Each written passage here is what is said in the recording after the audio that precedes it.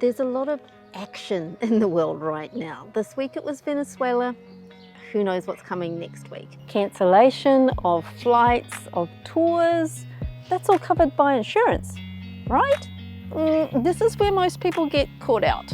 Hi, I'm Justine, the nerdy half. I love to travel, but I also like to keep myself informed. So each week I have a look behind the news and the politics to see how this impacts us travel junkies. Today we're pulling back the curtain on international conflict because, well, it's in our news headlines every day. Of course, it's pretty luxurious for us that only get to read the news, not experience it firsthand, but there are some relatively minor impacts that we do need to think about. So from the peaceful calm of the New Zealand bush, I'm going to look at what the international conflict means for our flights, our safety, and our travel options. The first thing we need to consider are travel advisories. Advisories exist to protect citizens, but also to limit lawsuits.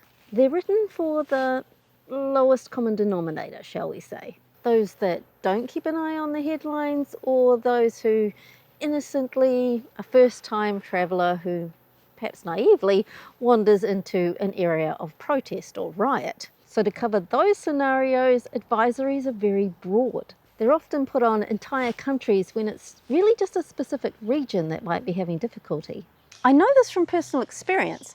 I lived in Indonesia for 4 years and often got emails from my concerned family back home because New Zealand had issued a increased caution warning and sometimes even terrorism risk.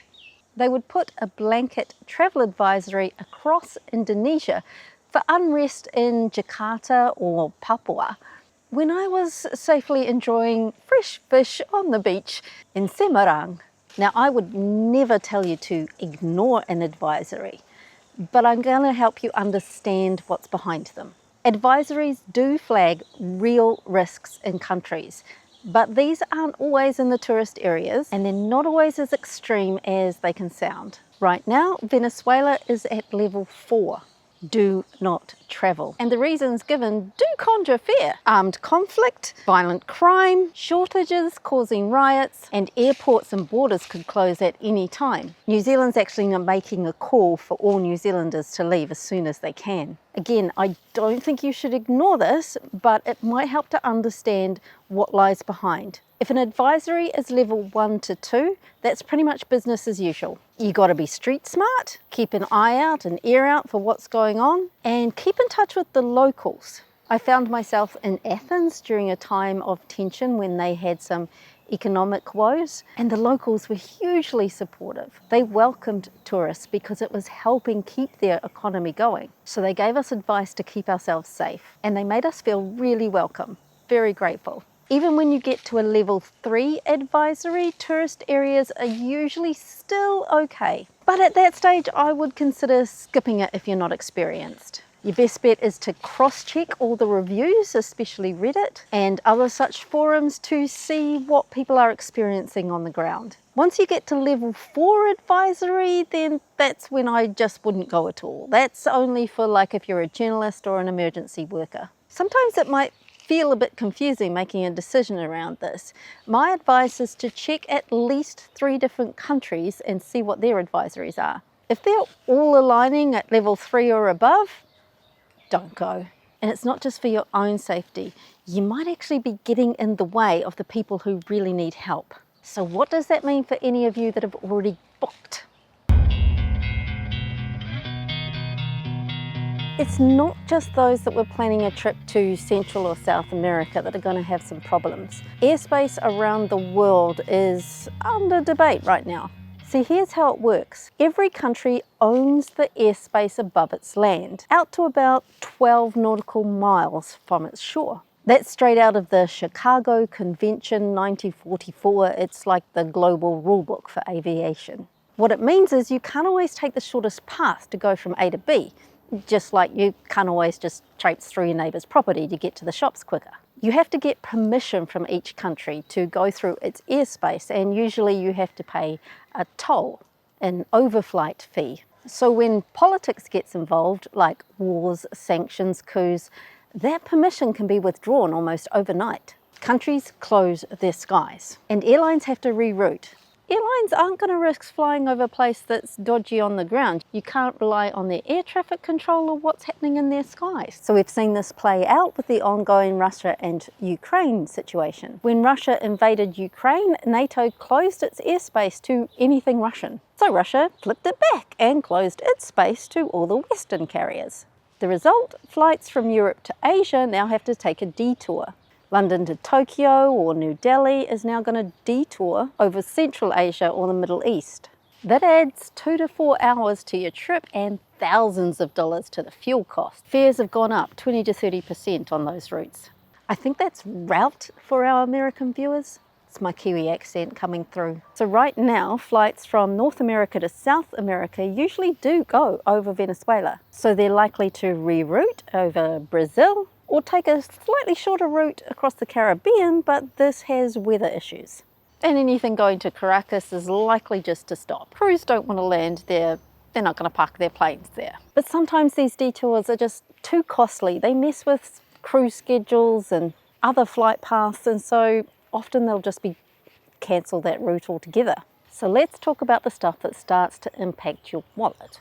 Cancellation of flights, of tours, that's all covered by insurance, right? This is where most people get caught out. The blunt truth is that almost all travel insurance has a war exclusion clause. And war covers military action, civil unrest, government overthrow, and even sabotage. So once Venezuela, for example, hit level 4, most insurance companies activated their exclusion clause. Flight reroutes are usually covered unless they're tied directly to the conflict. When Ukraine closed its airspace, for example, Finnair and Lufthansa rerouted their flights over Kazakhstan. Finnair reported that increased their fuel costs by 25% on their routes to Asia. And it was travellers that ended up paying more because insurance companies called it foreseeable. After the first month of any kind of conflict, your refunds are going to be in doubt. Trip cancellation insurance will only kick in if you bought the cancel for any reason upgrade. This can be around about 50% more than your regular insurance. For standard policies, you normally need to cancel for unforeseeable events, and governments can argue you could have seen this coming. You know, because our politicians are so predictable these days. Medical evacuation should be covered until it hits level 4. If you travel in level 4, you can pretty much expect everything to be void. Don't count on helicopters and embassy rescues. And so that's something you have to consider. If you enter at level 2 or 3 and then it escalates while you're there, you're on your own. So a quick test for your policy, search the PDF. You're looking for war, riot, civil unrest, civil commotion, government directive. So one pro move is to look for policies that cover political violence or airspace closure specifically. Companies like Alliance, World Nomads, and sometimes Covermore have this level of coverage. Now let's talk tours, package deals, cruises, etc. Because that's where companies get real creative with their escape clauses. A good example of this is what happened to adventure lovers who booked safaris in Sudan and Ethiopia in 23 to 25. But then Sudan's civil war exploded.